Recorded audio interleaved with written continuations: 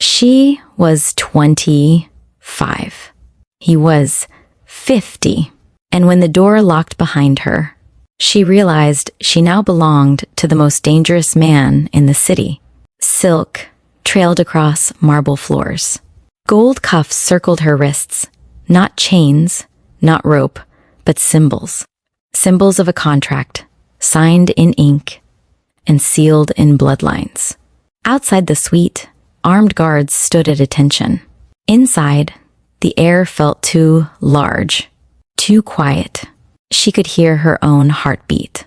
But what she didn't know was that the monster she feared had already decided he would never touch her without her permission.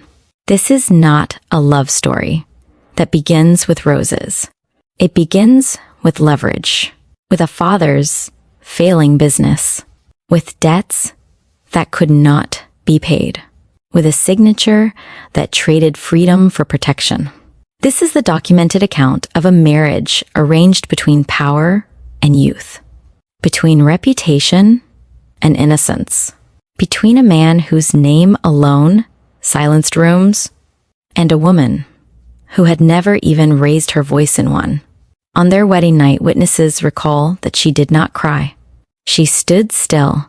Observers described her expression as controlled, measured, studying. He removed his jacket slowly, not in anticipation, but in restraint.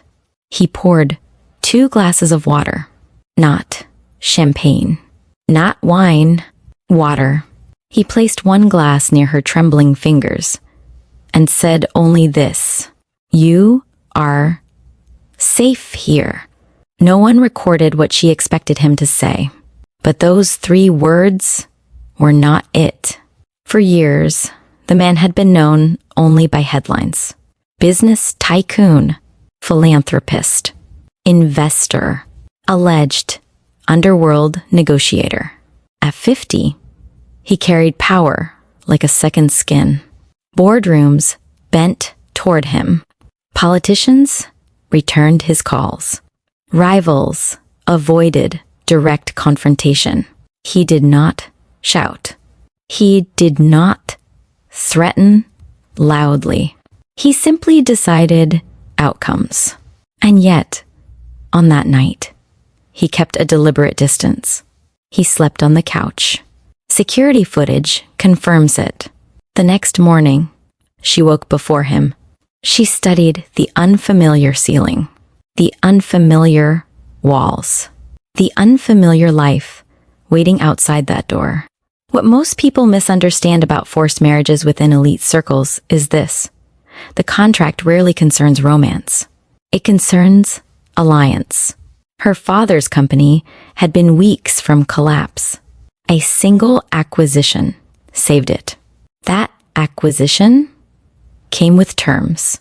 She had agreed, quietly, to protect her family from ruin. Investigators later learned something else. He had been watching her long before negotiations began. Not obsessively, not inappropriately, but carefully. She had volunteered at children's hospitals. She had refused luxury cars her father tried to gift her. She had once returned a diamond bracelet because she thought it was too expensive. He noticed character, not beauty alone. And that distinction would change everything. In the first month of marriage, staff members observed a strange dynamic. He never entered her room without knocking. He never demanded her presence. When public appearances required proximity, he would offer his arm and wait. If she hesitated, he lowered it. Rumors spread quickly in elite circles. Some said she had tamed him. Others said he was preparing something far more strategic.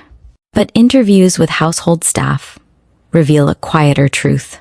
He ordered an entirely separate wing renovated, just for her. A library, a private garden, an art studio she never asked for. When she questioned the expense, he responded, You should have something that is yours. Notice the language. Not ours. Not mine. Yours. Still, fear does not disappear overnight. She flinched when doors closed too loudly. She avoided eye contact at long dining tables. She spoke only when spoken to. And he watched. Not with dominance, with calculation. One evening during a charity gala, a rival businessman made a remark about her age. Witnesses say the temperature in the room shifted. The older man did not raise his voice. He did not threaten. He simply turned to his security chief and said, "Ensure he does not attend future events." The rival's invitations vanished across the city within weeks. No public confrontation, just quiet removal. That was the moment she began to understand the scale of his reach and the scale of his restraint. But power always attracts enemies. 3 months into the marriage, an anonymous message arrived. It wasn't addressed to him. It was addressed to her. "Do you know who you married?" Attached were articles, allegations, photographs from decades earlier. Some true, some exaggerated, some impossible to verify. She confronted him that night. For the first time, her voice did not tremble. "Are you dangerous?" He did not deny it. "I can be silence, but never to you." This was not a promise made lightly, because in his world, promises were enforced. Here is where the narrative shifts. Up to this point, she had been reacting. Now, she began observing. She attended meetings uninvited. She listened. She learned the language of contracts and leverage. And one afternoon, when a board member attempted to exploit a loophole, she spoke calmly. She identified the flaw, corrected it, saved the company millions. The room went quiet. He did not smile, but his eyes changed. Respect replaced protection. That is when partnership began. Experts in power dynamics often argue that age gaps create imbalance. And they do. But imbalance does not always equal control. In this case, something unusual occurred. He started asking her opinion before making decisions. He canceled trips when she seemed overwhelmed. He replaced guards who intimidated her. He adjusted. The most feared man in the city adjusted.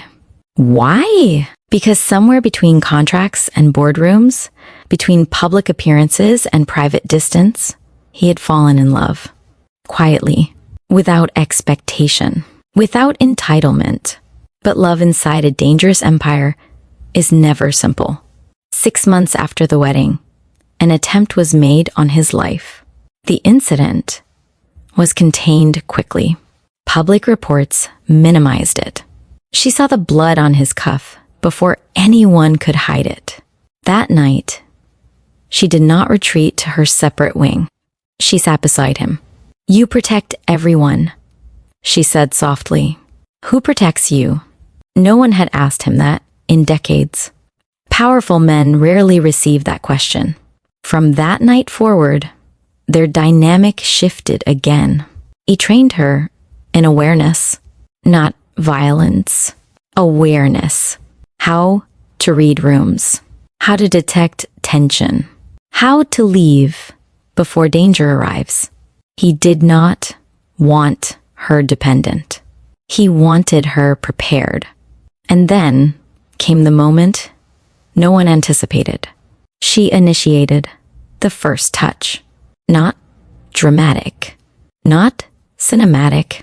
She reached for his hand during a storm. Thunder shook the windows. The lights flickered.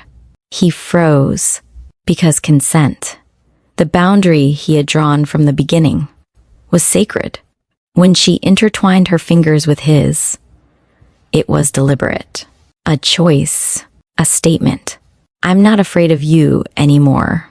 That sentence did more than any contract ever could. Today, analysts still debate whether the marriage was strategic or emotional.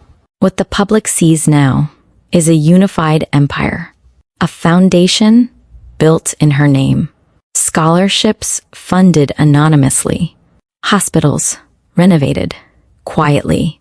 He still commands rooms, but at home, staff say he waits for her to finish speaking before responding. He still carries danger in his reputation, but he carries her photograph in his wallet. And if you ask those closest to them what changed him, they will not mention love at first sight. They will mention restraint. They will mention permission. They will mention the night a 25-year-old bride walked into a locked room and discovered that the man everyone feared becoming the villain in her story. Because the truth is this: power can force obedience. It can purchase loyalty. It can silence opposition, but it cannot manufacture trust. That had to be earned. Slowly, carefully, choice by choice. And in a city built on dominance, the most shocking transformation of all was not that she belonged to him. It was that he chose to belong to her. The cameras never captured what happened before the wedding night.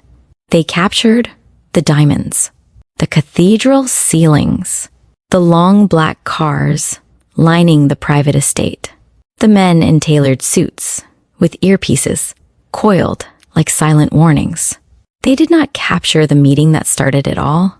A mahogany table, her father's hands shaking, contracts stacked neatly, one signature away from collapse. Her father owed money, not to banks, not to investors, but to a rival syndicate powerful enough to erase entire bloodlines from financial existence. Audits, lawsuits, frozen assets, disappearances disguised as accidents. The man who would become her husband made a single offer: I will absorb the debt. The rival family will withdraw. Your name will be protected. A pause, and in return, silence filled the room. Your daughter marries me. The ceremony. On the day of the wedding, the estate resembled a fortress. Guests were screened twice. Phones were confiscated. Every balcony had security posted. His men bowed when he stepped out of the car. Not dramatically, not theatrically, instinctively. Power does not demand acknowledgement. It receives it automatically. She arrived separately. White silk, veil lowered, jaw set. Witnesses recall that she never once looked in his direction during the walk down the aisle. Not when the officiant spoke. Not when vows were recited. Not when the ring slid onto her finger. Her gaze remained fixed on the altar cross ahead, as if staring at something holy could shield her from something dangerous. From the third row, someone whispered, "She's young enough to be his daughter." The words reached her. She did not flinch. Inside, however, her thoughts were louder than the choir. I won't break. I won't cry. He may own my last name, but he will never own me. When it was his turn to speak, his voice carried no tremor, no softness, just measured authority. I vow to protect what is mine. The phrase unsettled the room. Possessive, territorial. Her spine stiffened. Mine. She heard ownership. What she did not hear was the clause hidden beneath it. protection, because the truth remained buried. He did not arrange the marriage out of hunger. He arranged it because a rival family had placed her name on a list of leverage targets, a list that rarely ended well. Marrying her placed her under his empire's shield, but she did not know that. To her, this was captivity dressed as ceremony. The empire atmosphere. The mansion she moved into was less home and more command center. Surveillance monitors lined a private office. Encrypted calls arrived at all hours. Men with scars stood like statues in hallways. At dinner, conversations were coded. Shipment delayed. Territory negotiated. Contracts revised. No one ever said the word Mafia. They did not need to. Power radiated from every controlled movement. He sat at the head of the table. She sat to his right. An unspoken message to the world. Untouchable. And yet, at home, their dynamic was ice and fire. He remained composed, controlled, unreadable.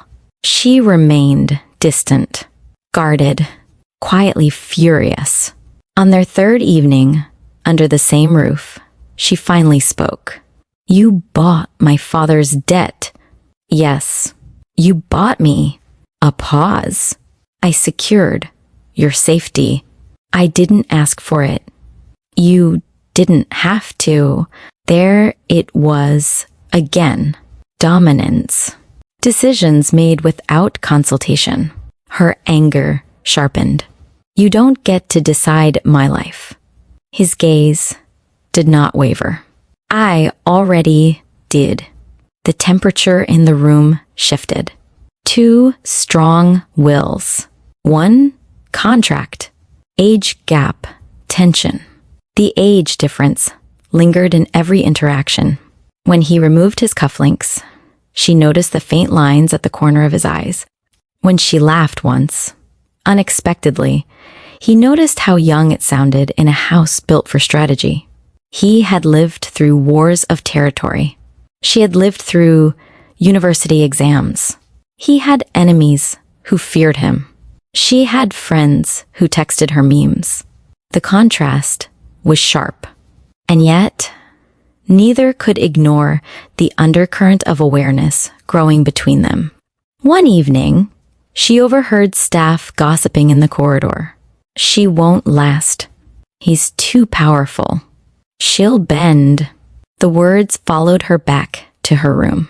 She stood before the mirror, removing earrings heavier than her own decisions. "They think I'll bend." Her reflection stared back. Defiant. "I won't." His cold dominance. Publicly, he remained immovable. At a high-level meeting days after the wedding, a rival representative attempted subtle intimidation. He did not raise his voice. He leaned back in his chair and said calmly, "If you test my boundaries, you will regret the experiment." The room understood. Threat delivered. Outcome sealed. She observed from the corner. This was the man she had married. Calculated, unshaken, dangerous. And yet that same evening, when she struggled with a heavy antique window in her wing of the mansion, he appeared behind her silently. "Allow me." She stepped back instinctively. He opened it with ease. He did not touch her. He did not linger. He simply said, "The latch sticks," and left. Contradictions unsettled her more than cruelty would have. Cruelty she could hate. Kindness confused her. The secret protection, which she did not see. A file locked in his office. Her photograph clipped to intelligence reports. Messages intercepted from the rival family discussing pressure points. Her name highlighted. He had learned of their plan 2 weeks before approaching her father. They intended to kidnap her. Force compliance through fear. He chose marriage instead. Legally binding her to his name made retaliation an act of war. No one wanted war with him, but he never told her, because revealing the threat would terrify her, and he preferred her angry over afraid. The first crack. The shift began unexpectedly. She wandered into the estate's underground archive room, a space filled with old documents, newspaper clippings, family histories. She found articles about him from decades past, some ruthless, some exaggerated, but among them, she discovered something else. A foundation he funded anonymously for victims of organized crime, scholarships for daughters of imprisoned men, legal aid. Why would a man immersed in power finance the escape of others from it? That question lingered. Later that night, she confronted him. You donate to people harmed by families like yours? He studied her carefully. I correct what I can. Why? A long silence. Because I know what it costs. For a moment, the cold exterior thinned. She glimpsed history in his eyes. Loss, regret, responsibility. And for the first time since the wedding, she looked at him directly. Not as captor, as mystery. Her anger softens slightly. Conflict did not vanish. She still refused to share his bedroom. She still signed public documents with visible tension, but she began asking questions about business, about decisions, about enemies. He answered each one without condescension. He did not dismiss her curiosity. He fed it. During one late-night strategy session, she pointed out a negotiation flaw that could expose them legally. He paused, adjusted the contract. You're observant, he said. Not flirtation, recognition. Her chest tightened unexpectedly. No one had ever valued her mind in a room like that. The emotional tension builds. One storm-heavy evening, lightning struck close to the estate. Power flickered. For a brief second, the mansion went dark. In that darkness, she felt something unfamiliar. Not fear of him, fear for him. Gunshots had echoed in similar storms before. Enemies often used chaos as cover. When lights returned, she found herself standing closer to him than before. Are we safe? She asked. He answered immediately. Yes, but his hand hovered near hers, not touching, waiting. The distance between them now felt intentional, charged, not forced. Choice lingered in the air. Documented observation. Psychologists who later analyzed their dynamic described it as a battle between autonomy and guardianship. She fought to maintain identity. He fought to ensure survival. Both strong, both stubborn, both unwilling to surrender completely. And yet, under tension, something unexpected formed. Respect.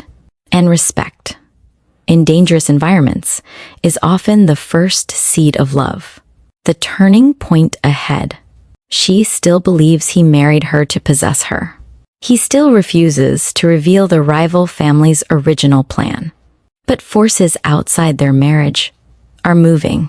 The rival family has not forgotten the humiliation of losing leverage. They are waiting.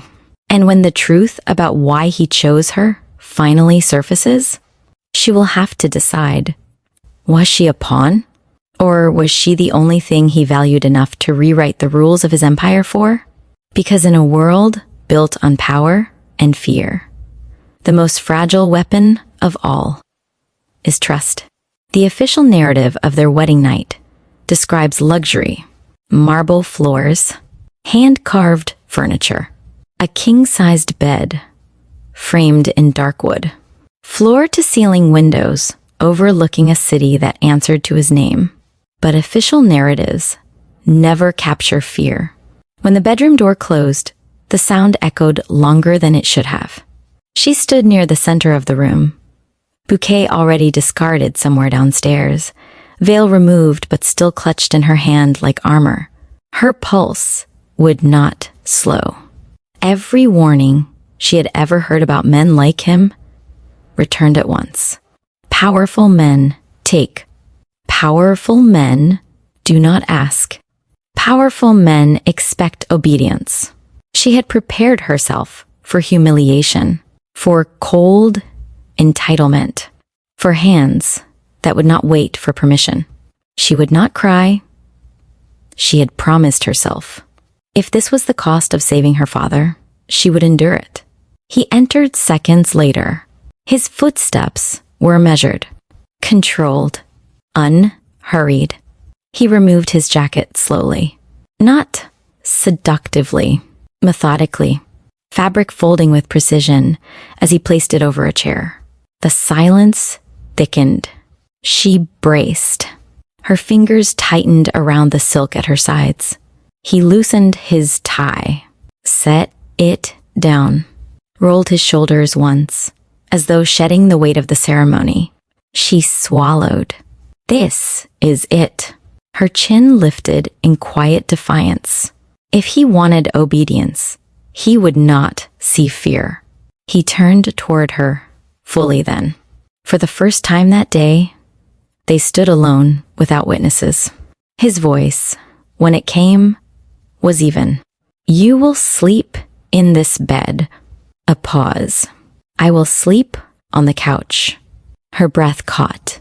This marriage is political, not physical.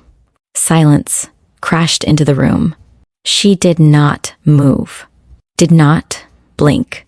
He walked past her, not brushing against her, and placed a folded blanket on the long leather couch near the window. No lingering glance, no expectation. He adjusted the lamp on the bedside table. You should rest. It has been a long day. He turned his back to her and lay down. The tension did not vanish. It changed shape. She remained standing for several seconds after he closed his eyes, waiting, testing. Surely this was some delayed assertion of control. Surely there would be conditions. A countdown. A reminder of ownership. None came. The only sound in the room was distant traffic and the faint hum of climate control. Slowly, cautiously, she approached the bed, sat at its edge, still waiting. He did not move. Her mind raced. Why? Why marry her if not for possession? Why risk public scrutiny for a political alliance that could have been negotiated differently? Why create a contract and then refuse the most obvious benefit of it? She lay down stiffly, fully clothed, eyes open in the dark. Across the room, she could see his outline against the city lights. Rigid, awake. He wasn't sleeping either. What she did not know. He had stood in that same room an hour before she entered, staring at the bed as if it were a battlefield.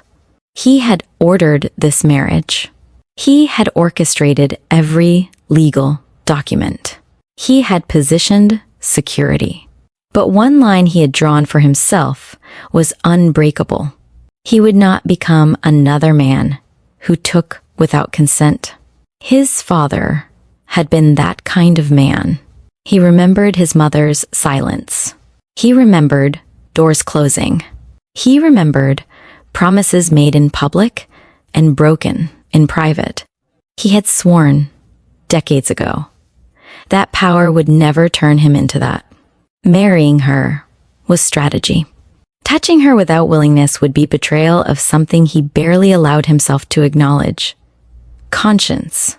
Morning arrived with filtered light. She had not slept.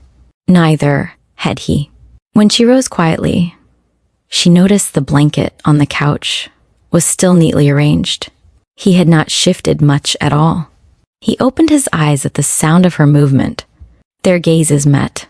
For a fraction of a second, something passed between them. Uncertainty, curiosity. She spoke first. You don't have to pretend. His brow lifted slightly. I do not pretend.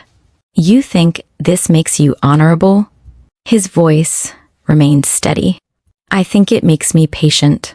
The word unsettled her more than dominance would have. Patient implied time. Time implied permanence. You expect me to change my mind. I expect nothing from you. Then why marry me? The question finally left her lips. Raw, direct. The air sharpened. He sat up slowly, forearms resting on his knees. Because there were limited solutions available. That's not an answer. It is the only one I am giving you. Frustration flared. You could have funded my father's debt without this. Yes.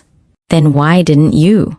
He held her gaze now, because charity would not have stopped what was coming. Her heartbeat stuttered. What was coming? A long pause. Something I handled, not will handle. Handled. But he did not elaborate. And that omission ignited something new in her. Suspicion. Throughout the following days, the power imbalance remained obvious to everyone except, perhaps, him. Staff deferred to him instantly. Security awaited his slightest nod. Board members adjusted their tone when he entered a room. She, meanwhile, was escorted everywhere. Doors opened before she touched them. Conversations quieted when she approached. She felt like an artifact placed under glass. Protected, displayed, controlled. One afternoon, she confronted him in his office. You've assigned guards to follow me. For your safety, I am not a prisoner. No, it feels like I am. He stood from behind his desk, not looming, but undeniably commanding. You are free to leave the estate whenever you wish. Her eyes narrowed. And if I do, I will ensure you return safely. There it was, again. Protection that felt like confinement. You think I'm fragile. I think you are valuable. Valuable to you. Yes, the honesty startled her. Not sentimental, not romantic, precise. She crossed her arms. You don't get to decide my value. He took one step closer. Careful, measured. I did not decide it. Others did.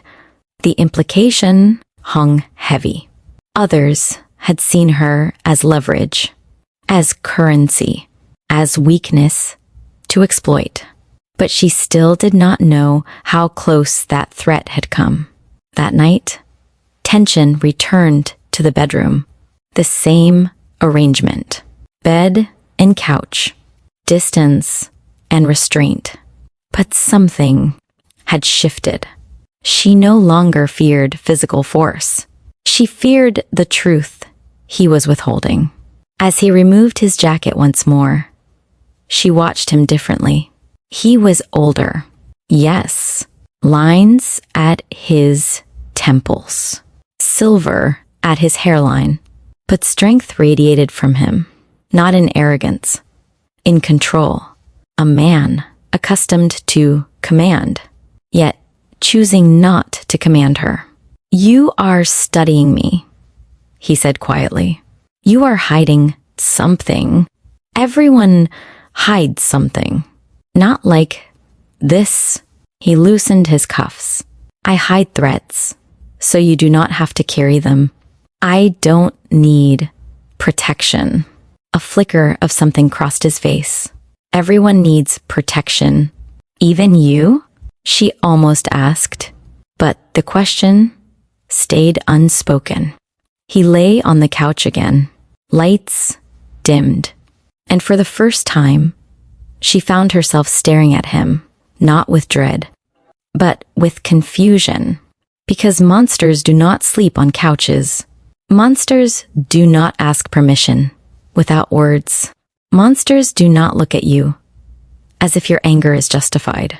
The imbalance still existed. His empire, her dependence, his age, her youth. But fear was no longer the only emotion in the room. Curiosity had entered, and curiosity is far more dangerous than fear, because fear builds walls. Curiosity builds doors. As the city lights flickered across the ceiling, she turned toward the couch and whispered into the dark, "If this marriage is political, then what am I to you?" He did not answer, but his eyes were open, and the silence between them was no longer empty. It was waiting. Morning did not soften the distance between them. It sharpened it. The second sunrise of their marriage arrived without ceremony. No orchestra, no guests, no vows, just quiet light sliding across polished floors, and a silence that felt unfinished. She woke before him again, not because she had rested, but because her mind would not allow it. Across the room, he was already awake. He sat on the edge of the couch, elbows resting on his knees, hands loosely clasped, not as a king surveying territory, but as a man calculating consequences. For a long moment, neither spoke. The air between them felt fragile, like a thread stretched too tight. She broke it first. "You don't snore." The comment surprised even her. He glanced up. "I am aware." A small pause.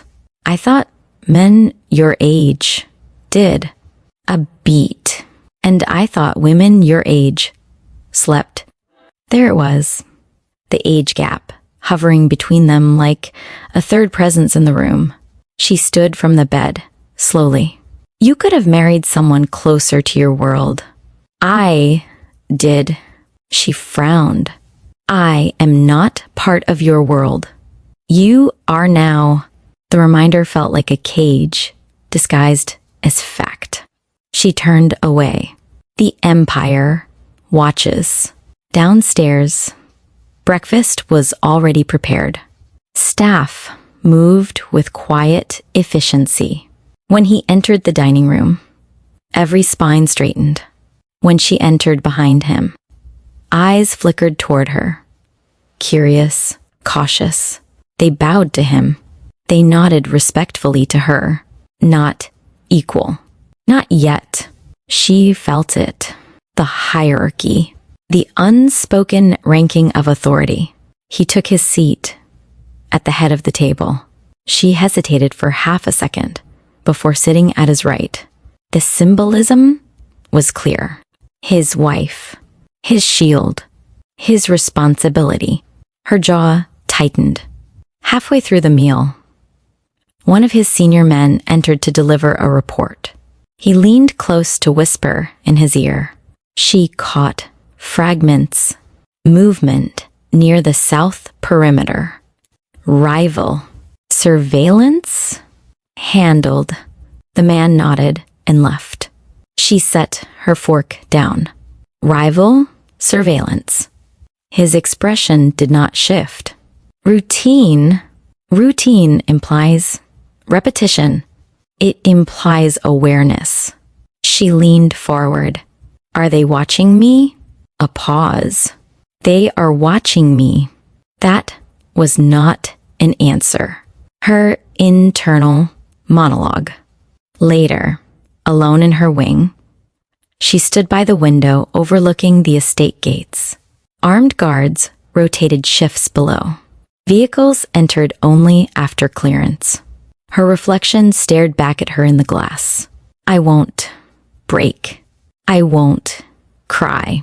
He may own my last name, but he will never own me. But something inside her had changed. Fear had begun to mix with something else. Questions. Why would rivals care about her? Why marry her publicly if secrecy would have been safer? Why protect her without explanation if this was purely political? Why did his eyes soften for a fraction of a second when she challenged him? Soft tone, measured, observational. If you were forced into a marriage like this, would you fight him or try to understand him? Comment below. I want to know what you would choose, because at this point in the story, she stands at a crossroads. Defiance protects her pride. Understanding might reveal the truth. And sometimes the greater risk is not resistance, but vulnerability. The first real argument.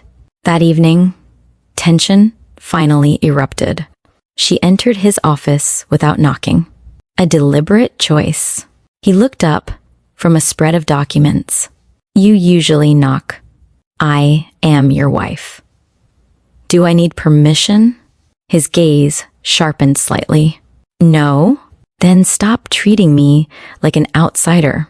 He leaned back in his chair. In what way have I done that? You make decisions and tell me afterward. I make decisions to keep you safe. I don't need saving. His voice lowered. That is not your choice to make. Silence hit hard. There it was again. Dominance wrapped in concern. My life was fine before you, she said. His jaw tightened. No, it wasn't. The words landed heavier than expected. She stepped closer to his desk. Explain. A long pause. His eyes shifted. Calculating risk. I cannot, or will not. Yes. Frustration burned through her restraint. You think keeping me ignorant makes me protected? I think keeping you uninvolved makes you untouchable. And if I don't want to be untouchable? He stood slowly. The height difference suddenly more pronounced. The age difference more visible. The power imbalance undeniable. You do not understand the kind of men who were circling your family. Then help me understand. His voice rose, not loud, but firm. If you understood fully, you would not sleep at night. She held his gaze. I'm not sleeping now. That stopped him. For a second, the cold armor cracked. A shift in power. He walked around the desk, but kept distance. I married you because it was the only solution that ensured permanence. Permanence of what? Protection. And the cost? He didn't answer because the cost had been his own reputation. Marrying someone 25 years younger. Inviting whispers. Inviting scrutiny. Inviting vulnerability. Powerful men rarely give enemies a visible weakness. He had her, but she did not see herself that way. She saw herself as trapped. He saw her as the one thing he refused to lose. The unexpected moment. That night, the bedroom felt different. He removed his jacket again, slowly, predictably. But this time, she didn't brace. She watched. You're not afraid of me anymore, he said quietly. I don't know what to be. He considered that. I would prefer you angry over. Afraid? Why? Because anger means you still feel in control. Her breath caught slightly. And fear. Fear means someone has already taken something from you. The weight behind those words felt personal. Did someone take something from you? She asked. His expression shuddered. That conversation is not tonight. He moved toward the couch. She surprised both of them. Wait. He paused. Her heart pounded. Why won't you touch me? Direct, bold, dangerous. The question hung between them. He answered without hesitation, because you would endure it. Not choose it. The truth silenced her. He continued, I have no interest in endurance, only choice. Something inside her shifted again. This was not a man hungry for submission. This was a man drawing a line against becoming what he despised. She turned toward the bed, slowly. You're frustrating.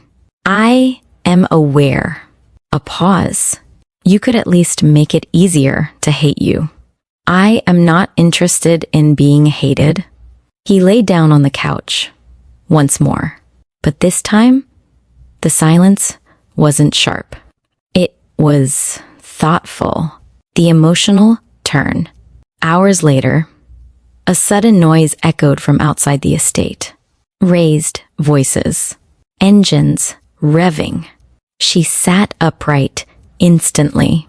Fear returned, raw and immediate. Within seconds, security alarms activated. He was on his feet. Before she could move, he stepped between her and the door automatically. Protective, instinctive. His body, a barrier. Stay here, he ordered. No. Yes. I'm not hiding. His eyes locked onto hers. For a brief second, she saw something she hadn't before. Fear. Not for himself. For her. Footsteps pounded down the corridor. A guard knocked sharply. False alarm. Perimeter breach handled. Handled. The word again. The door remained closed. Silence returned, but her pulse refused to calm. She realized then something terrifying. If something happened to him, she would not walk away untouched. That realization changed everything, because fear for herself was manageable.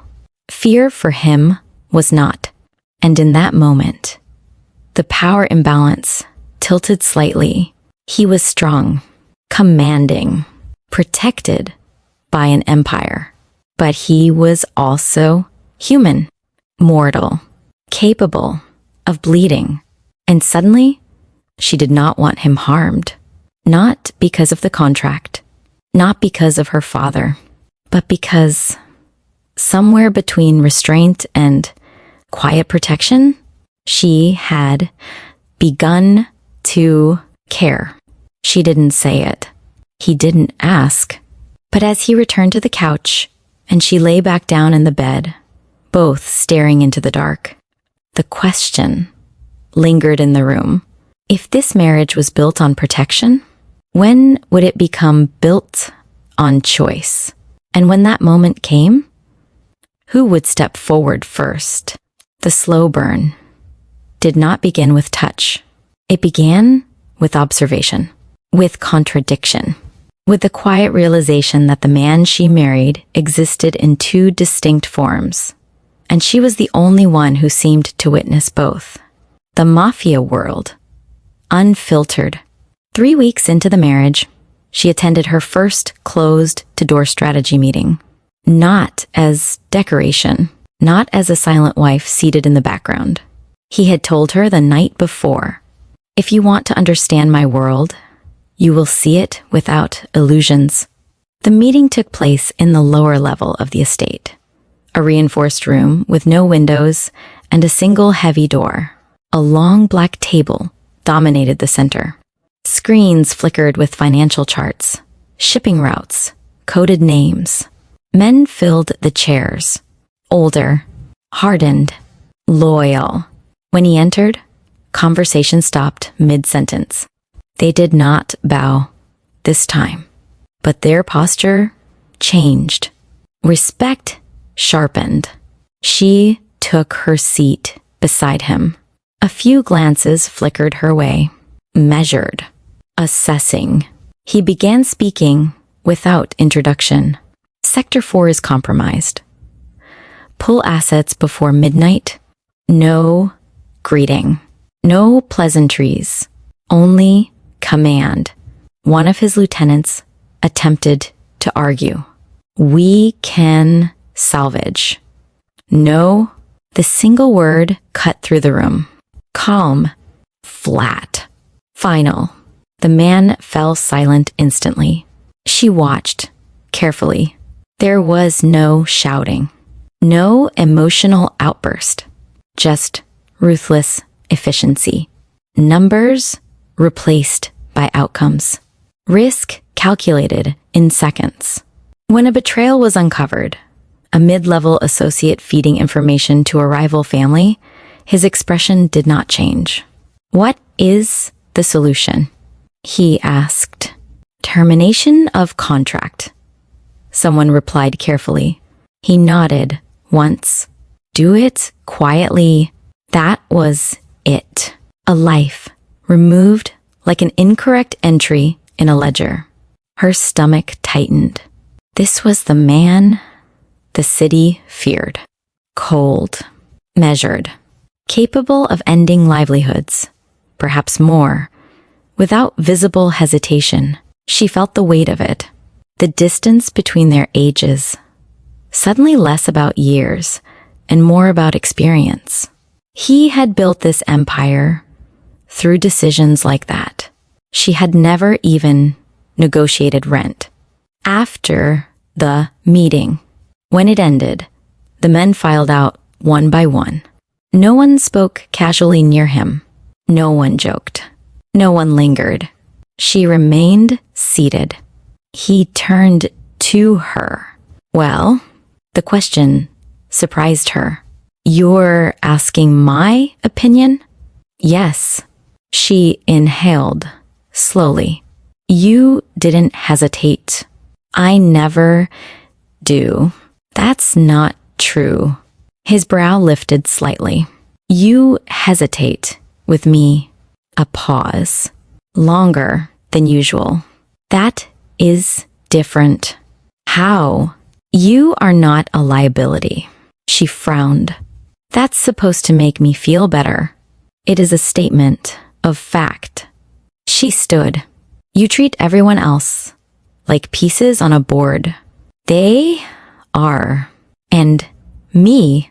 He held her gaze steadily. You are not on the board. The distinction unsettled her more than inclusion would have. If she wasn't a piece, what was she? The contradictions begin. That evening, she skipped dinner, partly because her appetite had vanished after witnessing the meeting, partly because she wanted to see if he would notice. It was childish, but she needed to understand the extent of his awareness. He returned late, removed his jacket, paused. You didn't eat. It wasn't a question. She crossed her arms. I wasn't hungry. You were. I said I wasn't. He walked toward the intercom. Send up tea. And something light. She stiffened. I don't need you managing my meals. He turned to her, calmly. You fainted once last year due to stress. Her breath caught. How do you know that? I read your medical file before I married you. Anger flared. You had no right. I had every right. That's invasive. That's thorough. The tea arrived minutes later. He placed it on the bedside table, not forcing it into her hands, just leaving it within reach. Eat, he said quietly.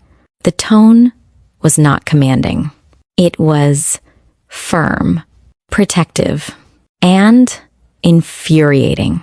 2 days later, she noticed something else. A new addition to her security detail. A woman, early 30s, athletic, sharp eyes. I requested a change, he explained when she confronted him. Why? You seemed uncomfortable with the previous arrangement. She had never said that aloud, but she had felt it. Male guards, trailing her every step, had made her feel watched, exposed. You replaced them because of that. Yes, you didn't ask me. You were uncomfortable. That was enough. The pattern was becoming undeniable. In meetings, he was steel. With her, he adjusted. Disrespect is not tolerated. The turning point came at a private gathering hosted by one of his longtime allies. A large estate, dim lighting, expensive laughter, whiskey glasses clinking. She stood beside him, composed, observing. An older associate approached, slightly intoxicated. He looked at her with a smirk that lingered too long. Boss, the man chuckled.